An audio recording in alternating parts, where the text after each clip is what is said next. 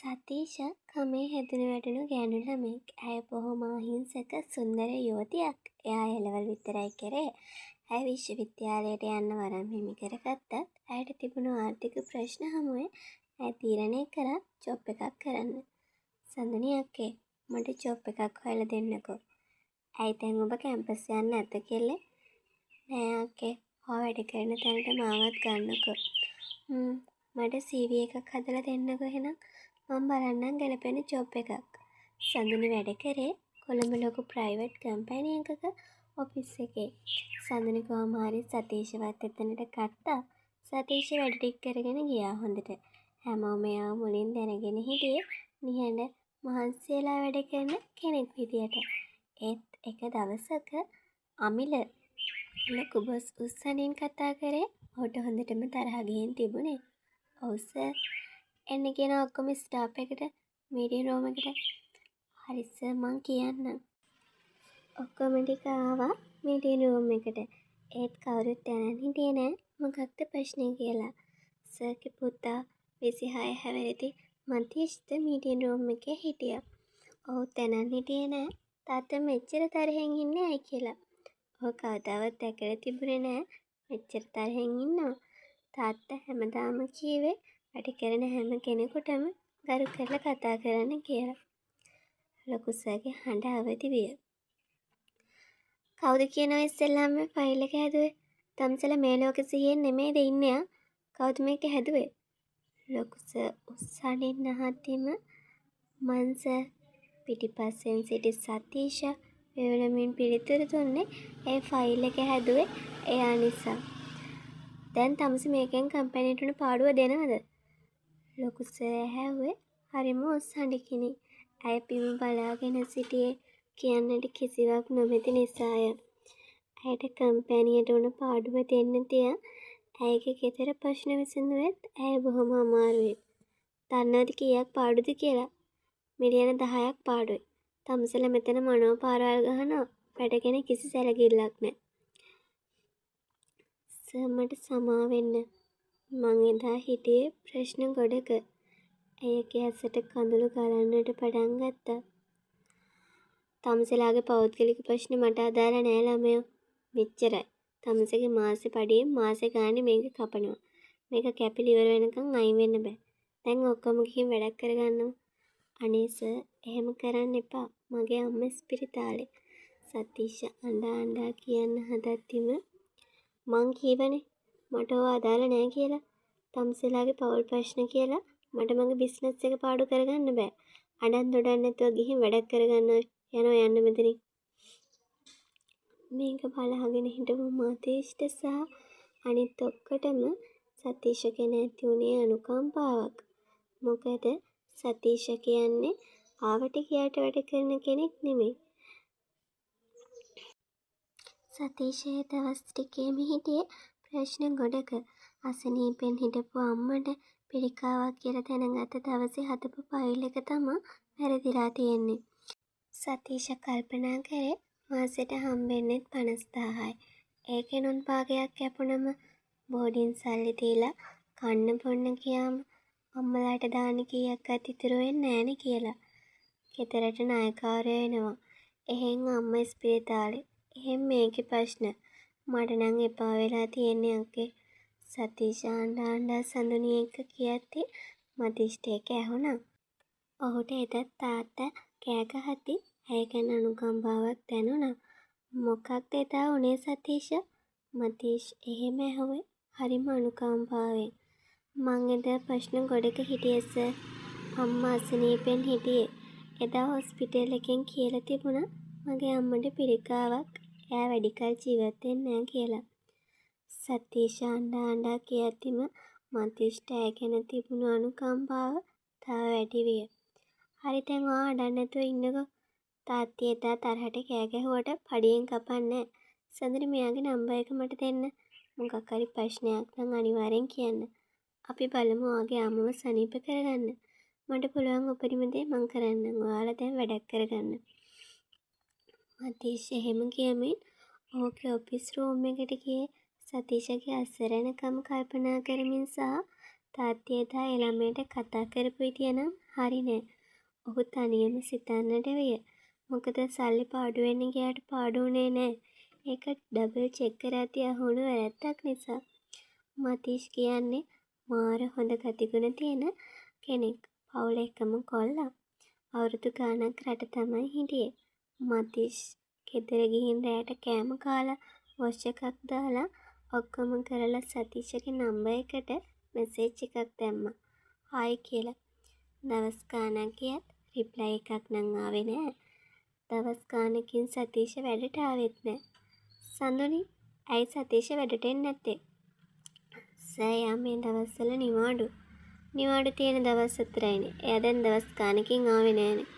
Sir යාගේ අම්මට හොඳටම අමාරුයි. නංගි විතරනේ ගෙදර ඉන්නේ. ඒක නිසා එයාට එන්න විදියක් නෑ කිව්වා සර්. ඒ කියන්නේ එයා ආයෙ වැඩට එන්නෙම නැද්ද? නැති වෙයි සර්. එයාට කියන්නේ එයාගේ සැලරි කපන්නේ අම්මට හොඳුනාම එන්න කියලා. ලොකු සර්ත් කතා කරා කිව්වා සර්. හරි මට කෝල් එකක් ගන්න කියන්නකෝ එයාට. මතීෂ් එහෙම කියලා ගෙදර ගියා. චූටි බේබි බොන්න මොන හරි හදන්නද? එපා සුමනා. අම්මිකෝ ලොකු නෝනා නම් එළියට ගියා බේබි. හා හරි කියමින් ඔහු උඩට ගියා. ඇයි මගේ හිතට හරි නෑ වගේ හිතෙන්නේ? මට එයාව මතක් වෙන්නේ ඇයි? මගේ මෙසේජ් එකට රිප්ලයි දැම්මෙත් නෑ එයා. මතීෂ් තනියම සිතන්නට විය. එක පාරටම කෝල් එකක් එන සද්දෙට ඔහු ගැස්සුණා. ඒ තරමට කල්පනා ලෝකේ අතරමං වෙලා හිටියේ ඔහු. සේව් නැති නම්බර් එකක්. සතීෂ වෙන්නේ නැති කියලා ඔහු ආන්සර් කරත් අනිත් පැත්තෙන් කතා කරේ නම් නෙත්මි. එහෙන් මෙහෙන් කතා කරලා කෝල් එක කට් කරලා දැම්මා. නෙත්මි කියන්නේ මතීෂ්ගේ ලංකාවේ ඉන්න කාලේ යාළුවා. අම්මගේ යාළුවෙක්ගේ දුවෙක්. පොඩි කාලෙමයි අම්මලා දෙන්න මේ දෙන්නව බඳින්න පොරොන්දු වෙලා තියෙන්නේ. හැබැයි මතීෂ්ගේ හිතේ නම් නෙත්මි ගැන ලොකු කැමැත්තක් තිබුණේ නෑ. ඔහුගේ හිතේ හිටියේ සතීෂා. ඔයා මටත් හොරෙන් මාව ඔයාගේ කරගෙන. ඔයා ආයේ එන්නේ නෑ කියද්දි මෙච්චර දුකක් මට දැනෙන්නේ මං ඔයාට ආදරේ කරන නිසාද? ඔහු ෆෝන් එකත් ළඟ තියාගෙන සතීෂ කෝල් එකක් ගනින් කියලා බලන් හිටියත් රෑ 11:40ක් වුණා. කෝල් එකක් නම් ආවේ නෑ. තරහයි දුකයි ඔක්කොම එකට ආව නිසා ඔහු කෝල් එකක් ගත්තේ තවත් බලාගෙන සිටීමට නොහැකි තැනය. කෝල් දෙකක් ගත්තත් ආන්සර් කරේ නෑ. විනාඩි 5ක් පමණ කල්පනා කර කර සිටි ඔහු තුන්වෙනි කෝල් එකත් ගත්තා. හෙලෝ අනිත් පැත්තෙන් ආවේ හරිම මිහිරි කටහඬකි. හෙලෝ තමා කෝල් එකක් ගන්න කිව්වම කෝල් එකක් ගන්න බැයිද?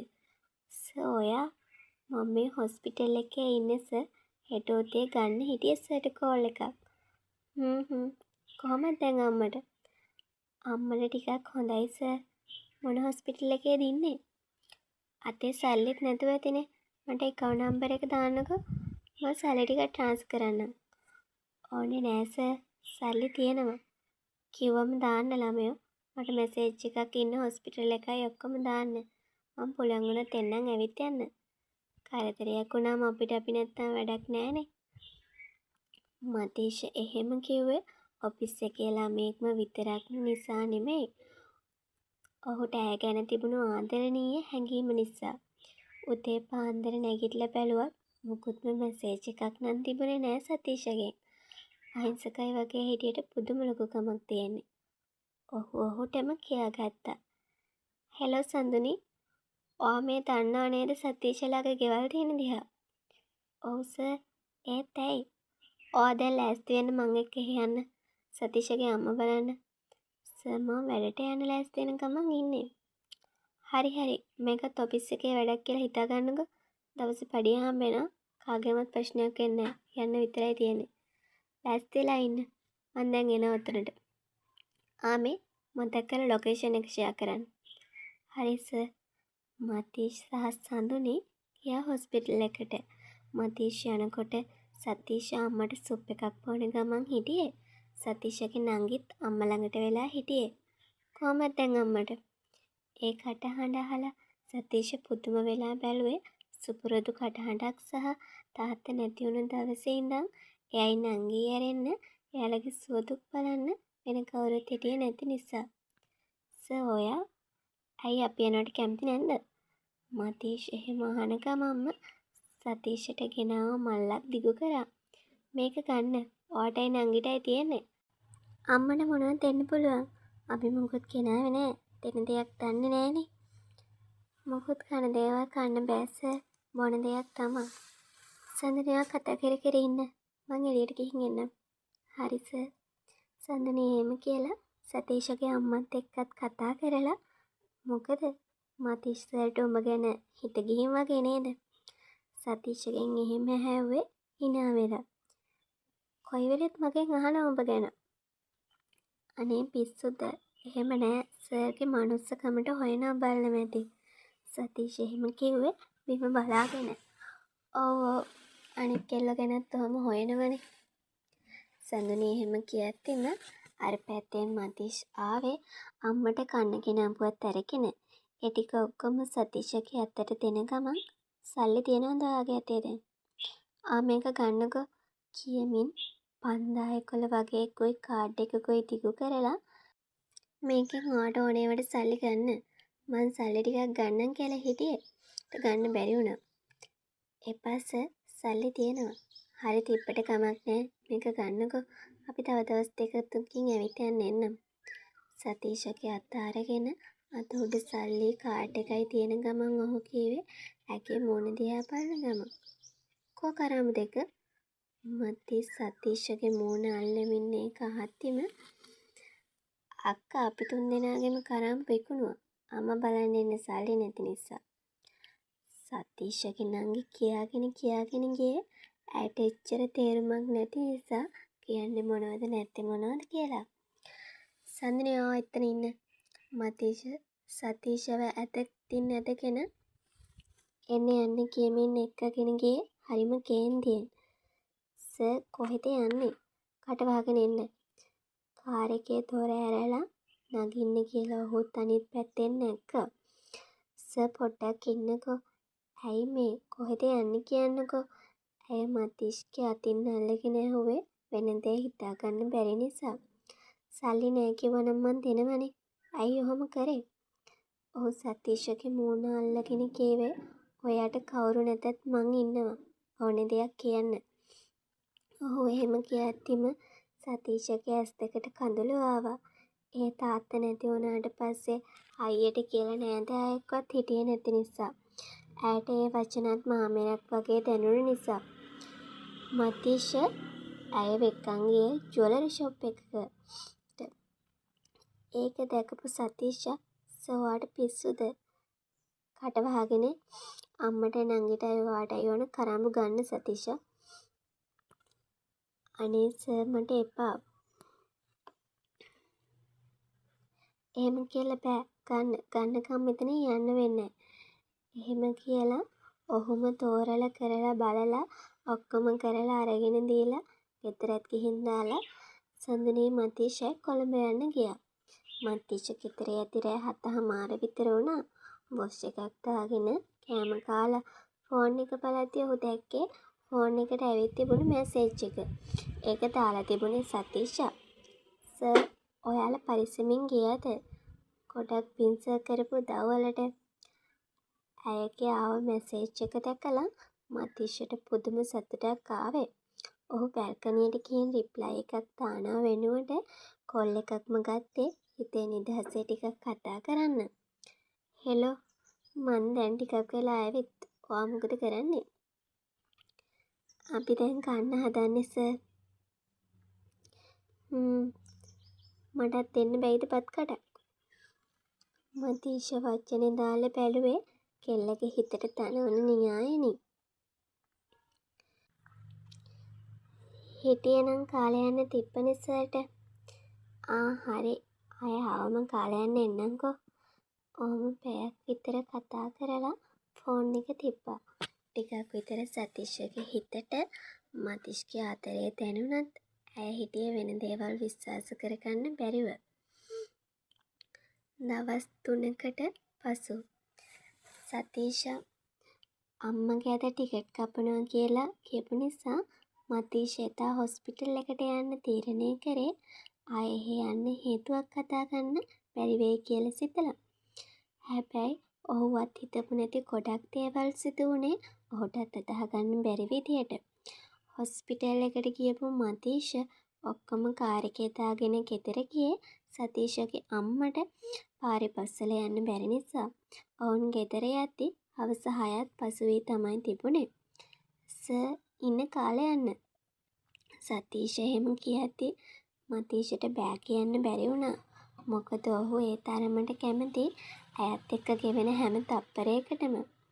පුතේ මේ රෑ වේගෙනෙද්දි යන්න එපා. හෙට උදේම යන්න. බෑ ආන්ටි මං යන්නම්. මං ඉන්නේ ඔයාලටත් කරදරයක්. අනේ මොන කරදරයක්ද පුතේ. පුතා හිටපු එක කොච්චර ලොකු දෙයක්ද. එහෙම කියපු අම්මා සුදුදුව මේ පුතාට නාගන්න ටවල් එකක් දෙන්න.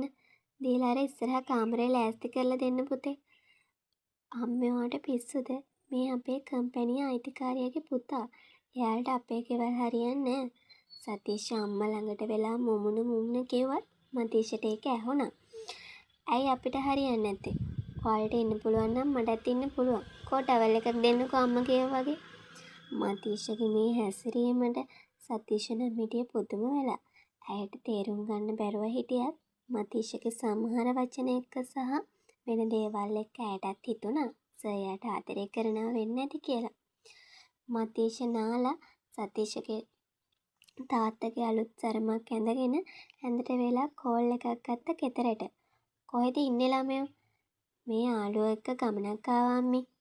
එහෙම කියනකොටම සතීෂත් තොරට තට්ටු කරන ගමන් සර් කියලා කතා කරන්න හදද්දිම ඔහුගෙන් ඇයට කතා කරන්න එපා කියමින් ඇය වතින් අල්ලගෙන එක්කන් ඇවිත් වාඩි කරව ගත්ත ඇඳ උඩින්. බත් එක අතේ තියාගෙන හිටපු සතීෂ කෝල් එක තියෙනකම් මෙන් බලාගෙන හිටියා. බොරු ගොඩක් කියලා කෝල් එක තියෙනවත් එක්කම මන් නිසා බොරු කියන්නත් උනා නේද? ඔයා වෙනුවෙන් මට කරන්න බැරි දෙයක් නෑ සුදු මැණික. එහෙම කියද්දි සතීෂ බිම් බලා ගත්තේ ඇයට කීමට දෙයක් සිතා ගැනීමට නොහැකි වූ නිසාය. මතීෂ ඇගේ අතින් අල්ලගෙන බත් කටක් කවන්න බැයිද? ඔහු එහෙම අහද්දිම සතීෂ සර් ඔයා මේක කන්න මං අම්මට බත් එකක් දීලා එන්නම්. ඇය එහෙම කියලා යන්න හදද්දිම මතීෂ ඇගේ අතින් අල්ලගෙන ඇයව බිත්තියට හේතු කරගෙන මට දෙයක් අහන්න තියෙනවා. මොකක්ද සර්? ඇය අහන්න යන්නේ මොකක්ද කියලා තේරුණත් මොකුත් තේරෙන්නේ නැති කාරණට ඇහුවේ කියන්නේ මොකක්ද කියලා සිතා ගැනීමට නොහැකි වූ නිසාය. මං ඔයාට ගොඩක් ආදරෙයි සතීෂ. ඔයා වැඩට එන්නේ නැති වෙද්දි මගේ හිතට ගොඩක් දැනුණා ඔයා නැති අඩුව. ඔයා එක්ක මේ ගෙවෙන හැම තප්පරයකටම මං හරි කැමතියි සුදු මැණික. ඔයා මට කැමති නේද? සර් මට ටික වෙලාවක් දෙන්න. මට ටිකක් කල්පනා කරන්න ඕනේ. මේ වෙන දේවල් මට හිතා ගන්න බෑ සර්. අද රෑ එළි වෙනකන් හරි කල්පනා කරලා මට හෙට උදේ යන්න කලින් උත්තරයක් දෙන්න මැණික. මේ කෙටි කතාව කොටස් දෙකක්. පාර්ට් 2 ඉක්මනට අරන් එනකන් ලයික් එකක් කමෙන්ට් එකක් දාලා channel එක subscribe කරලා channel එකත් එක්ක එකතු වෙන්න කියලා ආදරෙන් ඉල්ලනවා ඔයාලා හැමෝගෙම. එහෙනම් අදට ගිහින් එන්න.